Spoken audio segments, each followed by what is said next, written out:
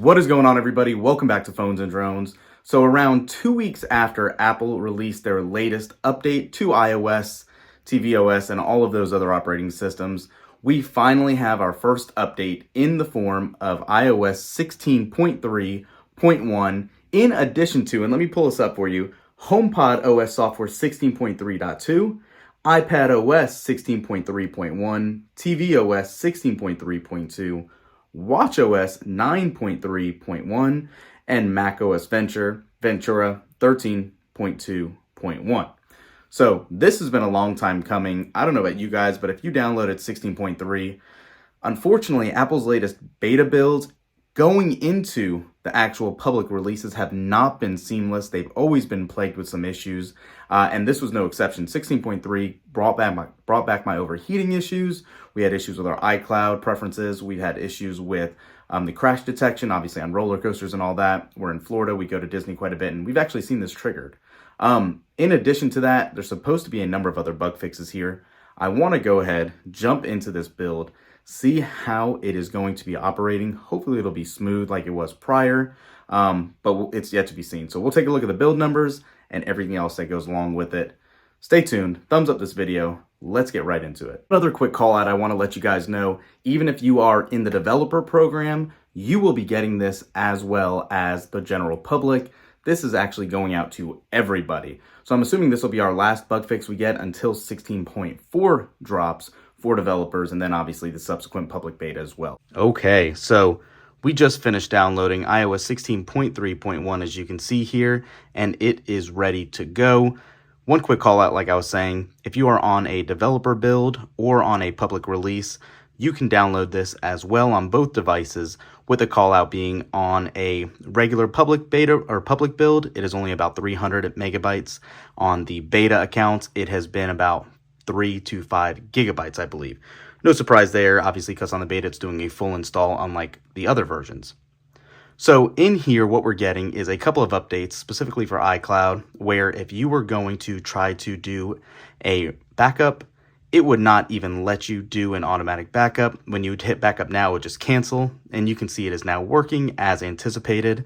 For those of you that use iCloud quite often, this was big not to be able to actually get your backup reliably. Luckily, that has been updated. Let me jump out of this really quick and show you guys this build number. Obviously, it's running 16.3.1 with that new build number of 20D67. So first things first, a lot of questions come up with these little double dot releases. No, there's not going to be any features. There rarely is on these type of releases. But because of the security vulnerabilities that came out and about on these builds, we always do recommend you going ahead and updating your device to make sure you're covered from those exploits that could be released. One other call out, if you actually go into your about in that iOS, you can see every change in this update, and there's a big update to security, like I said as well. If you actually take a look and see the latest build for 16.3.1, it always comes up right here. Obviously, like I said, there are some significant changes here for iOS 16.3.1. Again, first things first, a kernel update for security, and more importantly, a WebKit, as this was actually had a maliciously crafted web content that may lead to arbitrary code execution. Apple was aware of a report that this issue may have been actively exploited already. This fixes that. Keep in mind, you always want to get these builds as soon as possible to not be susceptible to any negatively bad behavior. So again, no real features updated here. One thing you'll start seeing a lot of in a lot of these releases are updates to crash detection, just because it's kind of a hot topic. Apple has a great feature here, but it is not perfect in its current implementation. It's had a lot of false positives for roller coaster rides, snowboarding, any sort of activity like that that could trigger it, and having false dials to the authorities. So something to keep in mind here. One thing I can tell you during the install, and obviously now, I can't tell battery life, how well it's going to be, but it did stay cool. And so far, everything has been pretty fluent and working as anticipated. I haven't had any real issues with anything else. Haven't had a lot of time yet to dive into it, but just a quick call out for you guys. If you're looking at hopping into this, you should feel pretty confident that everything will work as anticipated. So yeah, thanks for watching this one, guys. We'll keep it short and sweet. Nothing great. What's coming next, though? Hopefully tomorrow we should get our first beta build of iOS 16.4.